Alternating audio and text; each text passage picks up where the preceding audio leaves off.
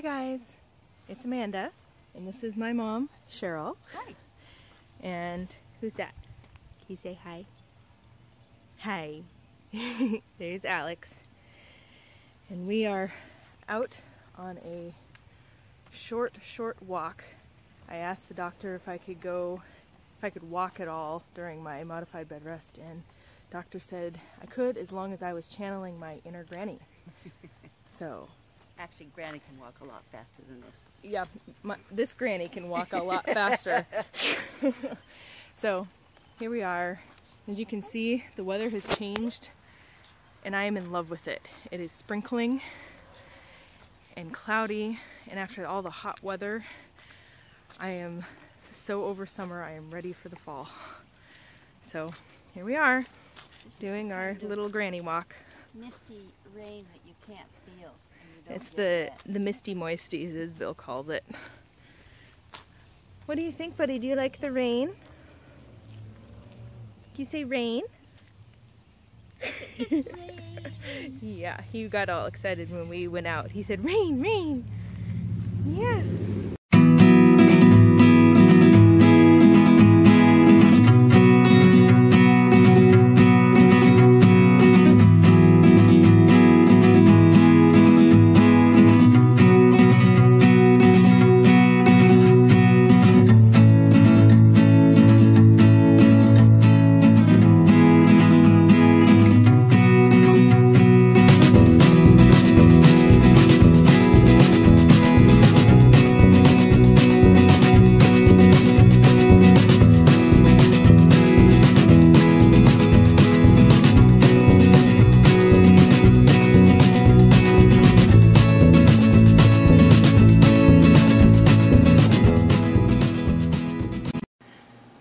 It's Amanda with Eat, Pray, Crunch, and welcome to week 14 of my pregnancy with my second little one.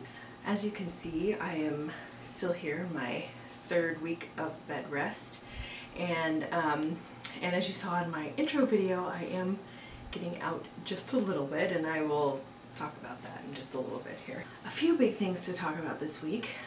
First of all, this last week I had a midwife appointment, and I got to meet the second of the 3 midwives that are on my team, and I loved her just as much as the other one that I met as well, so I've been very satisfied with my midwife team.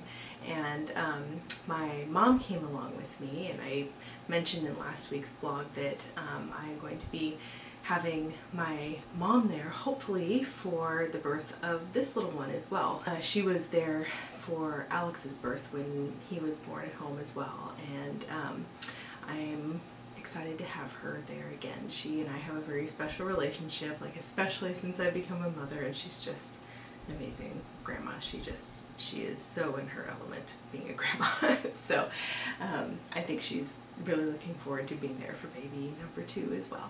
Anyway, so she wanted to be there for some of my appointments as well, to meet the midwives and get to know them a little bit, since they'll probably be interacting on D-Day. In case you're watching for the first time, the reason I'm on bed rest is because I have what they call a subchorionic hematoma, which is a uterine hemorrhage, which caused a major bleed and scare for me at 11 weeks. So baby's fine, and that's why I am on bed rest. Anyway, the midwife looked at the measurements of the hematoma, and she's like, "Ooh, that is pretty big." The perinatologist had described it as moderately sized, although, you know, he sees like the extremes of the spectrum. So, you know, to him, seeing like the very, very worst of the situations, like it was a moderate one, but for what my midwife normally sees, like it was large to her. So it was something like 10 centimeters by 4 centimeters or something like that. So like it's pretty significant. It's pretty big bleed in there. So she just kind of reiterated what the other doctor had said, that research had shown that strict bed rest is actually not proven to actually be helpful, but do take it easy. I do need to do pelvic rest. And so that is basically meaning that I still need help every day with Alex, since baby care involves lifting a 28-pound child every day. talk about how we're dealing with that in a minute too. But just finishing up with the midwife appointment, we just had a great discussion about diet and lifestyle and that kind of thing. And she has a great sense of humor. She's like, basically, as long as you're not smoking crack, you're in good shape. I'm like, good to go. So I just like her laid back attitude about everything, that she is promoting not worrying about every little thing, and I am totally a fan of that. So anyway, she then used the Doppler, and it actually took her a few minutes to find baby's heartbeat, and she said, I can just tell it's because baby's being so active in there. You could hear these like little moments of static, and she said, yeah, that's baby kicking the Doppler. And so I was like, oh, okay. So then she finally found baby's heartbeat. There it was. So anyway, and speaking of Dopplers, I just posted a video about the fetal Doppler that I ordered for myself, since the midwife was totally understanding of my situation and it being kind of nerve-wracking and everything, and just for peace of mind. She said that she had gone through like 3 or 4 miscarriages before she's had her son, and she just understands that need for peace of mind, and so she was totally supportive of me getting a Doppler and everything. So I did a review of that, and you can check that out in the link below. Anyway, moving right along, so talking about how we are dealing with childcare, since this is basically a month and a half, 2 months of modified bed rest. You know, the first few weeks we dealt with it. Our families really stepped in and were coming up all the time and helping with Alex, and Bill was staying home some of the days. But it really, just this last week, it really started getting to the point like where, you know, we could wing it for the first couple of weeks, but realizing that, oh, we still have a whole month of this to go. How are we going to make this work? We really need to think hard about this and come up with a better plan than we have right now, because it was starting to cause a lot of stress in our family.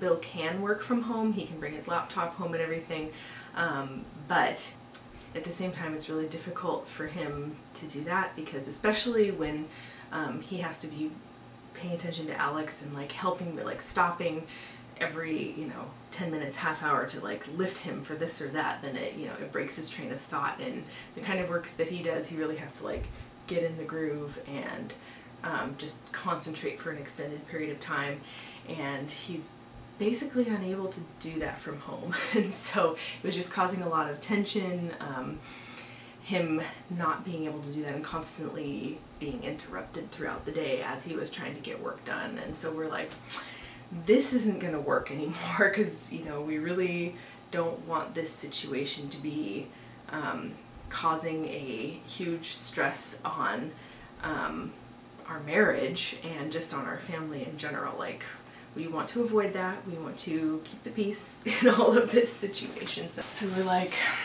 okay, I think it's come to the point where we need to find somebody to hire at least a couple days a week. Because the other thing is that my mother-in-law used to come 1 day a week, and she's no longer able to do that for appointments and various reasons. So, and my mom can come about 2 days a week, so that's leaving 3 days a week where we needed coverage for Alex. So I decided to get on Facebook to crowdsource.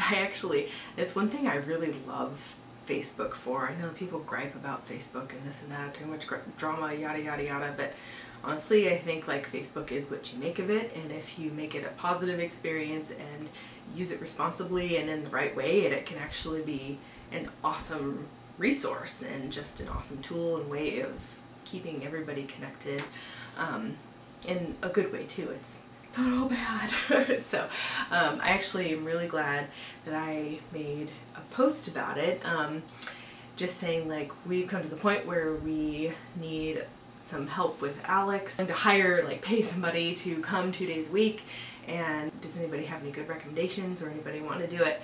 And I actually had a lot of response. I was kind of surprised. I was thinking maybe I might have 1 or 2 people respond, but I actually had a number of people very graciously respond, and I was like, oh wow, what a blessing. So, you know, either people who were offering or who knew of somebody who would be available to help. Even though there were a lot of people, like it was hard to find somebody that fit our schedule. That was honestly a stressful prospect. Just not only just, you know, like realizing, oh, we really need to have help, and the tension of Belle staying home, and then like, oh my gosh, we need to find somebody, and this is proving to be kind of a difficult process. I mean, how do you hire somebody that's just part-time and temporary? You know, it's like you can't just like hire, usually if you want to hire a nanny, it's like somebody who wants to have a full-time or a part-time regular long-term job, and not a short-term part-time 2 days a week for 4 weeks. Like, who has that kind of flexibility? So that was really difficult. But answered prayer. I am so thankful that one of my PEPS friends, when Alex was born, I joined a group called PEPS, which is, but it's basically a mom's group for brand new first-time parents. So one of my friends from that group was saying, oh, that, you know, this could be a good situation, like we need to earn a little extra, you know, for the holidays, that kind of thing. And I was like, oh, well, that would be great, because her son is like the same age as Alex, and he could have a little more social time, which is awesome, considering that I haven't been able to get him out into play groups, and especially since we moved recently, and I got pregnant right away, and then was really sick and tired, and then immediately after that here I am on bed rest. So I really haven't had the opportunity to seek out community yet, and community is such an important part of my life.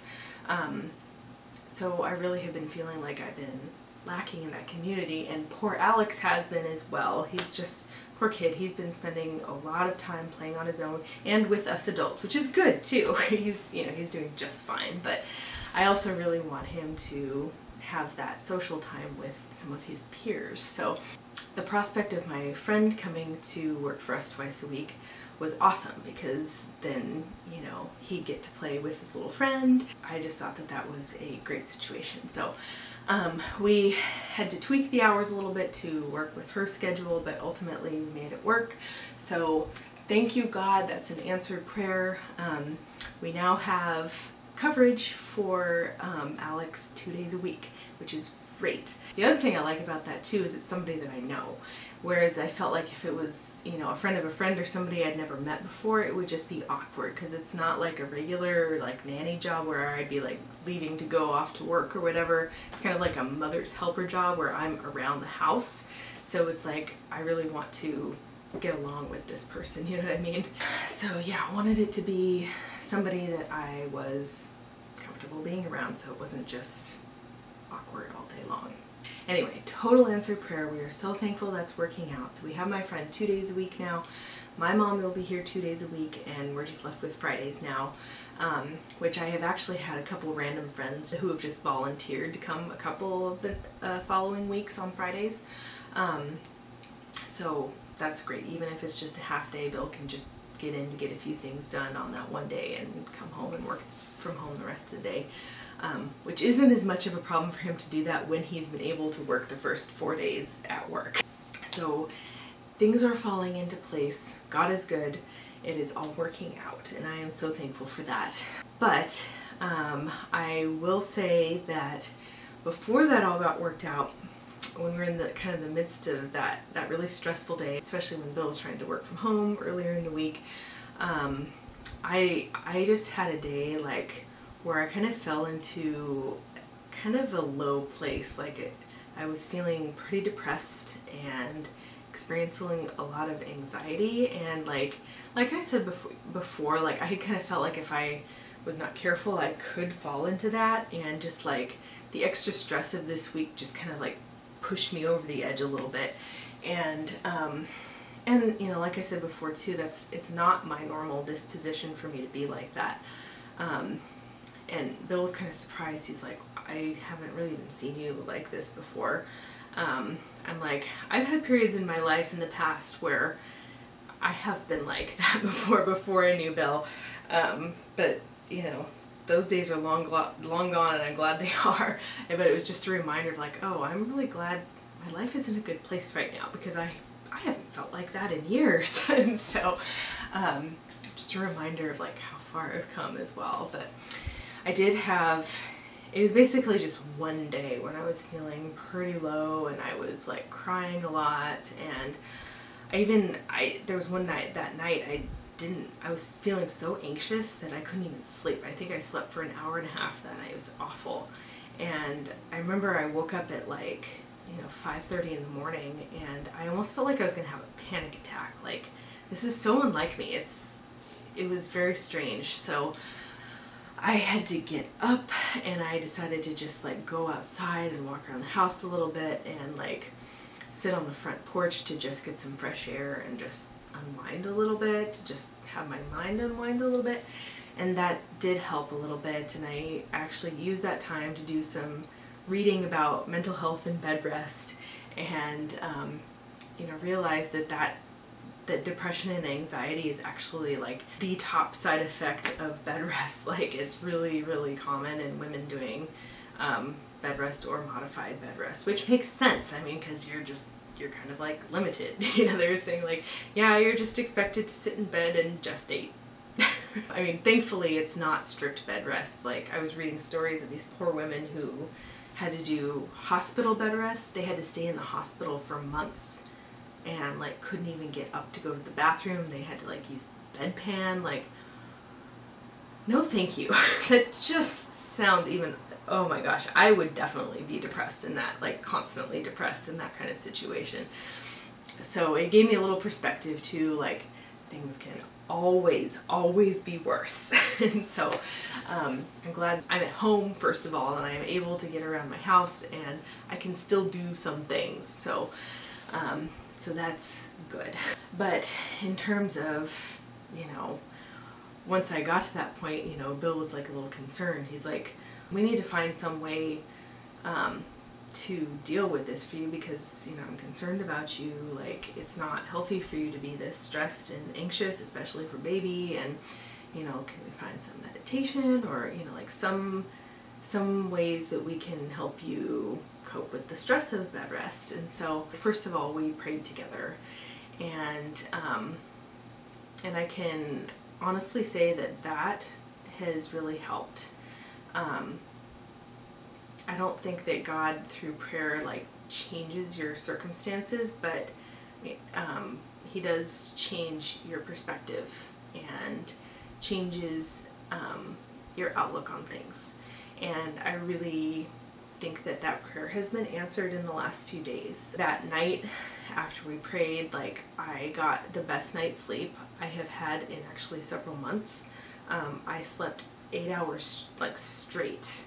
I may have gotten up once to pee, but I barely remember it. Yeah, it was like the best night's sleep I'd had. And then the night after that, I got 7 hours of sleep. Plus I took like 2 hours worth of naps both of those days too. So I'm like, I'm really well rested now. And that has really helped too. God has brought this peace over me, and has just helped take a lot of that anxiety away. And through some of the reading I was doing gave me some perspective, and it's always good to have perspective in whatever it is that you're going through. So prayer is effective. It really is. I'm continuing to pray through this situation and for my baby and for this pregnancy. So I think that's important, and I will keep doing that. In terms of just tangible practical things that we could do for my mental health for bed rest, Bill and I talked about it a lot, and part of it was that I was saying, with this extra stress that's on him as well, and I totally understand that he has all this extra responsibility right now on top of his regular responsibilities, and that's so stressful for him, and I feel bad for him because I know that it's so hard for him too, so I feel like we've just been kind of like distant from each other, and I feel like we really need to nip that one in the bud, because in times of extra stress is when we really need to be drawing closer together, not drifting further apart, which is the path of least resistance. But like all good things, it requires hard work. So we talked about the need to just make time to be affectionate with each other and present with each other, And, you know, I told him, like, I just need you to, like, give me some hugs, random hugs, you know, and, you know, like, can we just snuggle a little bit? You know, just making time for things like that, and time for us as a family, too, you know, which brings me to another thing, which is walking. As you saw in my intro, when I had my ultrasound, I had asked my doctor about walking. Mainly because walking is my favorite form of exercise. I am a total walker. Before I was on bed rest, on the days I wasn't feeling sick in the first trimester, I was on average getting out about 4 to 5 days a week doing a brisk walk, with Alex, and that was great. And just stopping that cold turkey has been really hard for me, because walking is like one of my main forms of therapy. You know, it's like one of the main ways that I deal with stress, and it's like one of the main ways that I just stay healthy physically and mentally. So that's why I had mainly asked the doctor about that, and he had said, you can walk, but you need to, like I said in the intro, you have to channel your inner granny.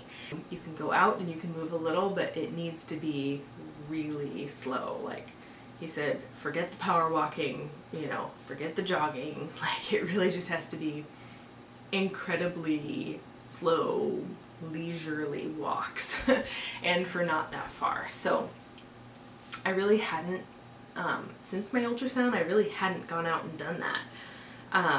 And I was like, I need to make a point to do that, at least if it's every few days or whatever. So that was the first thing I did that day that I was feeling stressed. I said, Bill, we are going to take Alex, we are going to put him in the stroller, and we are going to take a granny walk up the street and back. Like, we don't even have to go that far. It can be 5 minutes. I just want some time with my family, some quality time with my family, out getting some fresh air, and just move, even if it's not like exercise, is moving my body a little bit. And I'm so glad we did that, because it felt so good just to get outside and get out of the house and just even walk to the end of the street and back. And that in itself did wonders for me. And as you can see, I did that again today. Today was one of the days that my mom was on duty, so the three of us went for a walk, a very short granny walk today as well. When we were out on that walk, my mom was like, "You're not doing a granny walk, Amanda, you need to slow down." I was like, I'm getting ahead of myself. Like, I want so badly to, you know, get out and do things, you know. Like I said, the first couple weeks of bed rest were really luxurious. It was so nice to just get this break and everything, but it got old fast. But I've been trying not to get ahead of myself, as tempting as it is, like on my walk today. I could tell when I got home that I had overdone it a little bit. Like, I really wasn't walking that fast, but it wasn't granny pace like it should have been. So when I got home, my uterus area was definitely feeling achy, and I know that that is like my body's way of telling me, oh, slow down a little, Amanda, like that's doing a bit too much, you need to take it a little bit more easy. So I got to find that happy medium. I want to continue to do a little bit of really easygoing walking, but I think I need to make sure that it is truly easygoing, like shuffling style, and only going for like a maximum of 10 minutes or so, because any more than that, it's like I do start to get that achy feeling. So walking has been doing wonders for my mental health. And the last thing was, like, Bill suggested, why don't you get some dark chocolate? Isn't that supposed to be good for endorphins in your brain and everything? I was like, brilliant. I am so down with that plan. And so Bill went to the grocery store, and we had to get some groceries for the week anyway. He brought Alex with him too, so Alex got to have a little outing to the grocery store with Daddy. And he came back with several bars of dark chocolate. And so I've been having just a couple pieces of that every day, and that's great. I think that that's helping too. So, you know, between getting this childcare situation figured out, and quality time as a family, and going on walks, and chocolate, and of course prayer, those 5 things together have really turned around my mental state from what it was the beginning of the week. So very thankful for that. You know, at the end of these vlogs, I also just want to mention my little stupid trivial pregnancy symptoms, which really seem stupid and trivial now compared to these other things that I'm going through, but I'll mention them because they are what they are. My boobs are definitely getting bigger. They have been so sore. It's like, now that I'm getting a little bit further into the second trimester, I feel like the soreness is easing up a little bit, but like the entire first trimester, it was like, no, oh God, oh my God. Like it was just like, I didn't want anyone or anything near them. It was just like, stay away. The girls are doing some growing right now. The other thing is, Breakouts! Yeah, you can tell that I've been married to Bill for a few years now. But yes, I have been having major breakouts, like, hello hormones, like my face is like a pimply teenager again, like, and it definitely, it's like some days are better than others. Like, it's not too bad today and I'm wearing makeup, hopefully you can't see it as much, but yeah, before I go to bed sometimes I look in the mirror and I'm like, holy crapola, what is going on with my face? So yeah, but like I said though, like, honestly, what are a few pimples, what are sore boobs? Like, those things seem so trivial compared to all this other stuff right now. I am just so glad that baby is healthy and that we are getting through this. Anyway, so that's it for this week, you guys. I'll show you a quick belly shot now. Alright guys, here's belly shot for week 14. Definitely getting a little bit bigger every time. So here's from the front and the side.